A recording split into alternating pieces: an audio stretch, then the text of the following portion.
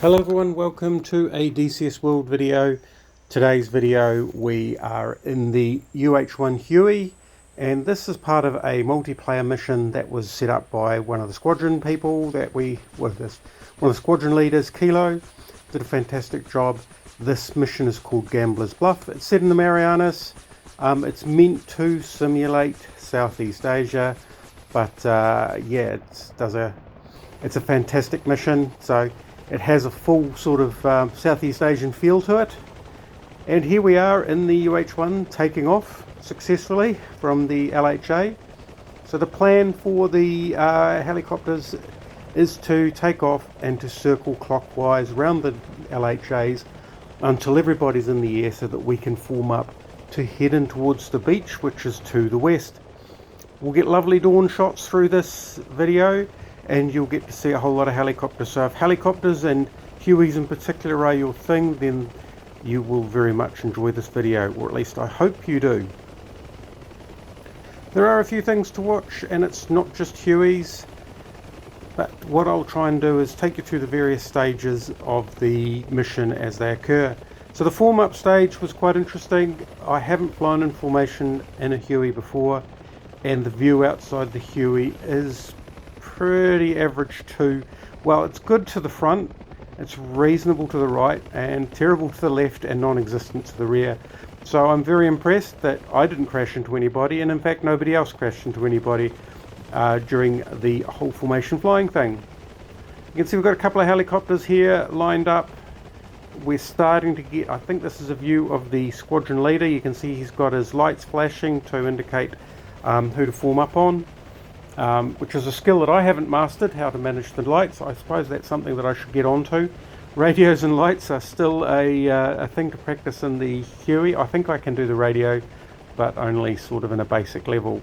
And that's the beauty of DCS. You've got an incredible depth to these modules that you can learn. And I'm only really at the beginning stages. I can take off, I can land on a beach in combat, as it turns out. Bit of a spoiler there. But I cannot operate the lights, and my ability to operate the radar is sort of average. I mean, not the radar, the radio is average. Although, to be fair, in the Huey I can use a lot more of the systems than I can in the MI8 HIP, where I can fly it, basically, and that's pretty much it, although I can operate the autopilot. In saying that, this mission had one huge success for me. One thing that really made my day, apart from how fun the mission was I discovered that the Huey has an autopilot. Yes, it does. And I learned how to use it, and I learned how to use it actually fairly well, and I learned how to switch it off without lurching all over the place. So there's a whole lot of stuff there that I found extremely valuable from doing this mission. Here you can see where I'm off to the right of the crowd here. There's helicopters are starting to form up. We're traveling around about 100 knots to make sure that everybody can join in. That's one of the skills with formation flying, is for the leader to be able to give a bit of slack to those people who are trying to form up on them.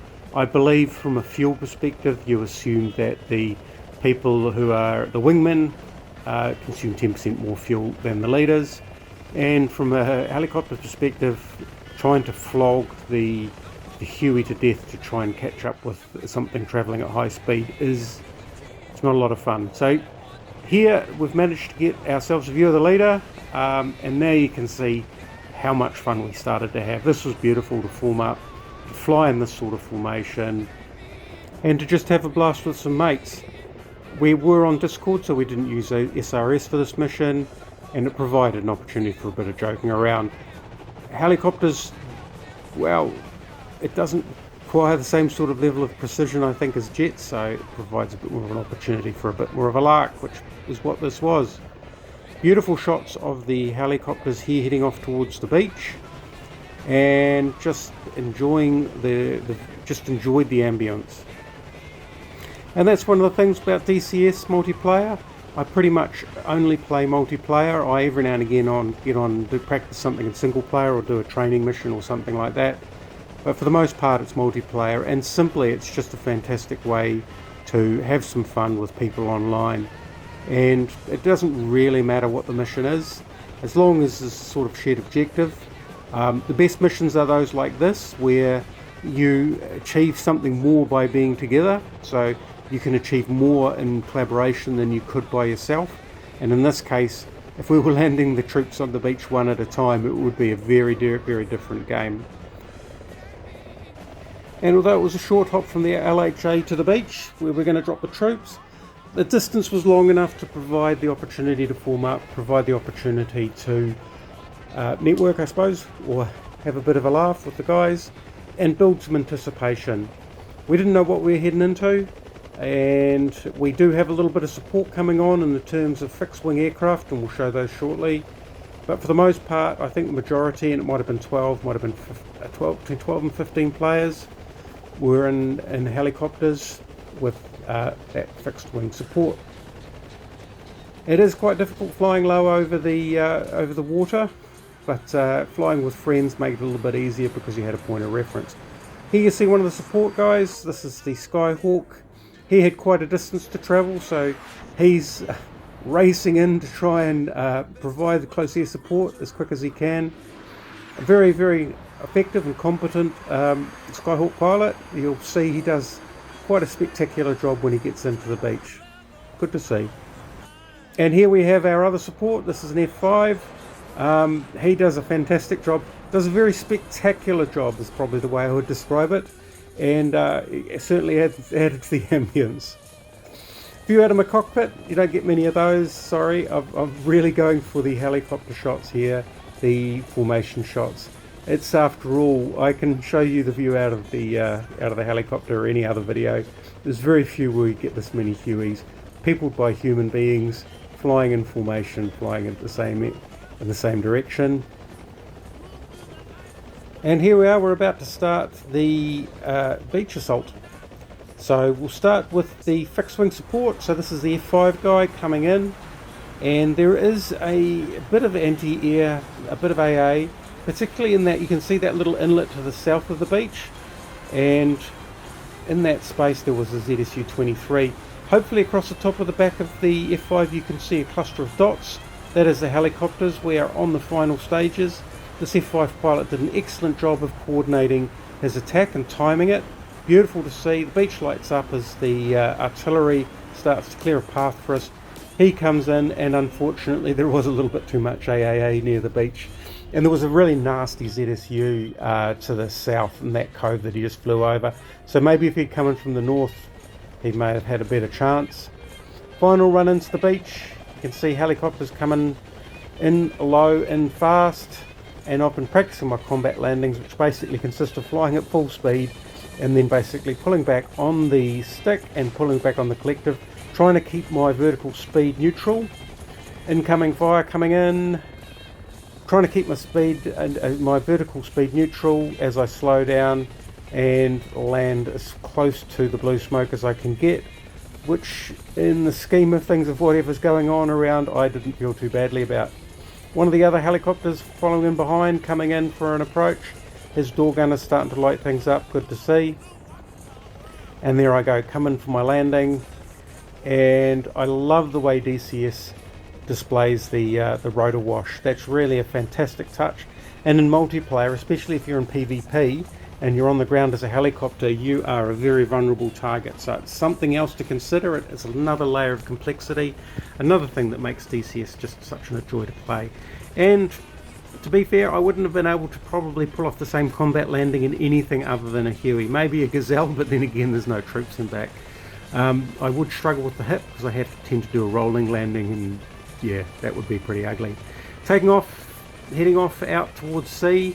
So what I did is I took it as my responsibility to try and get as many troops onto the ground as quickly as possible. However, my door gunner saw it as his responsibility to start shooting stuff up, and he did a fantastic job.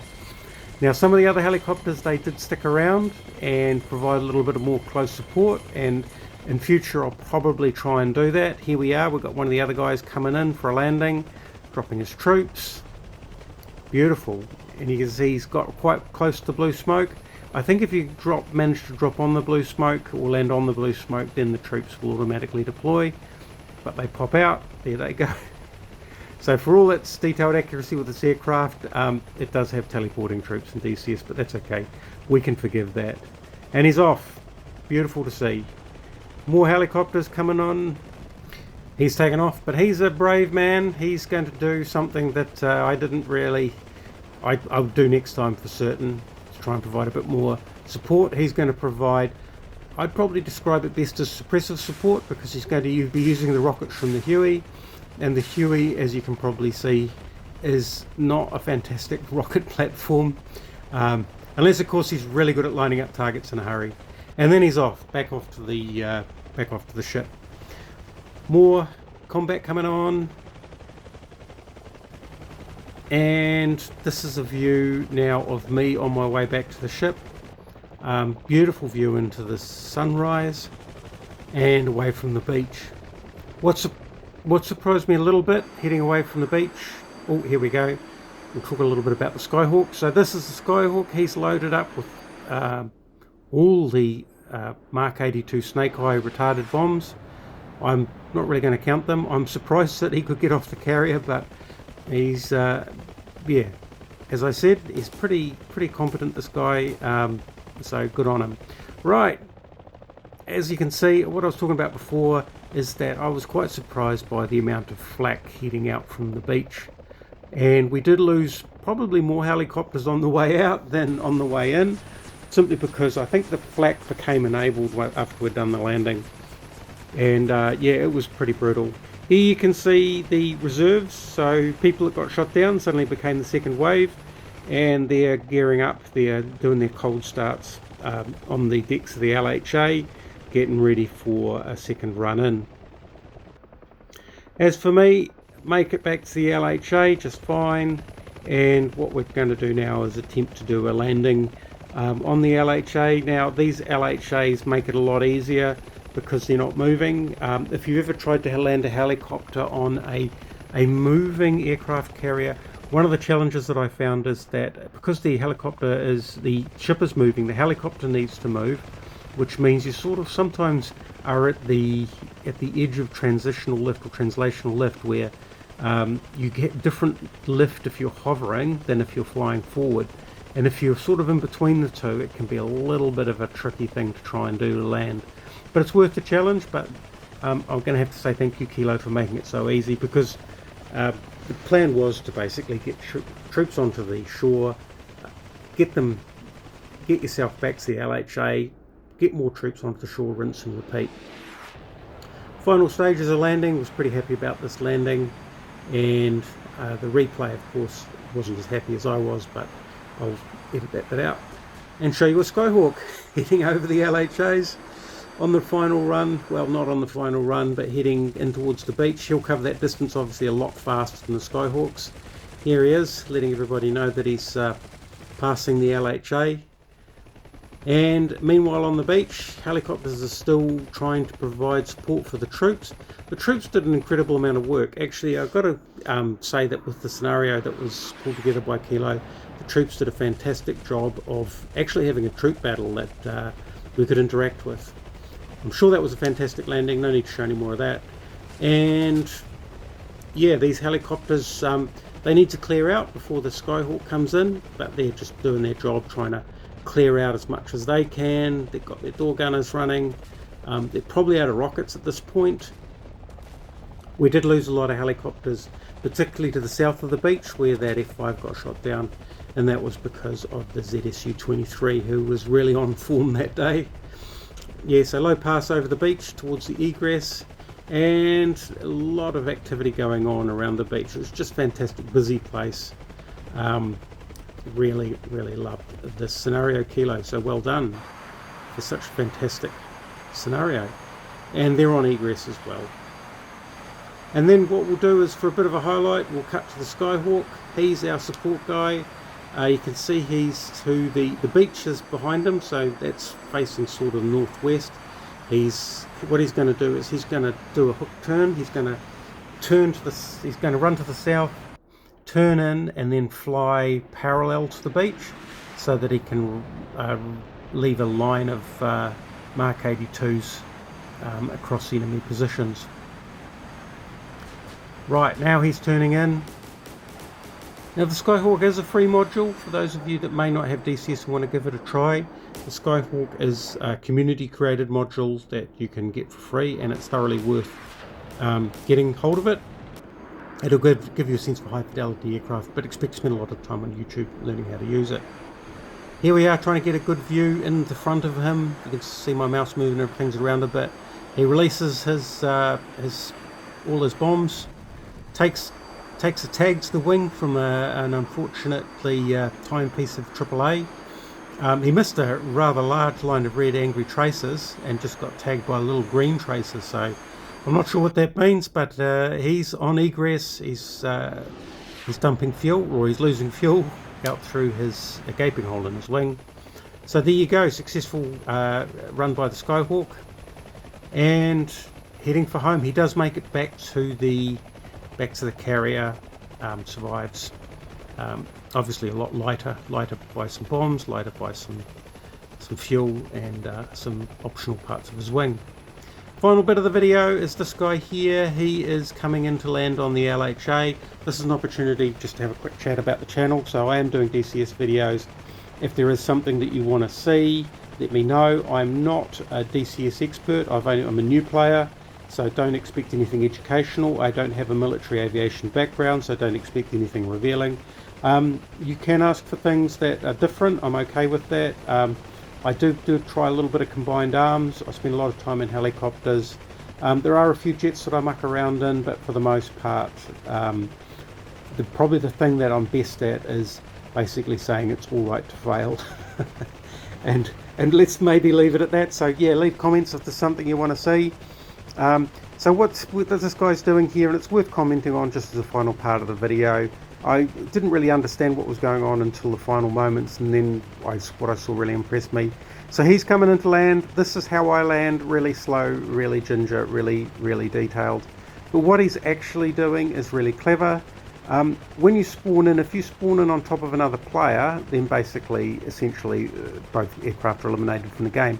So on the left hand side of the LHA are all the spawn points. So what he's doing is settling himself down so that he lands on the right hand side of the LHA, which means that if another player spawns in, then there's not a nasty collision. So that's one of the things that makes DCS so enjoyable. Anyway, I hope you enjoyed watching this video. Thanks for watching, and we'll catch you next time.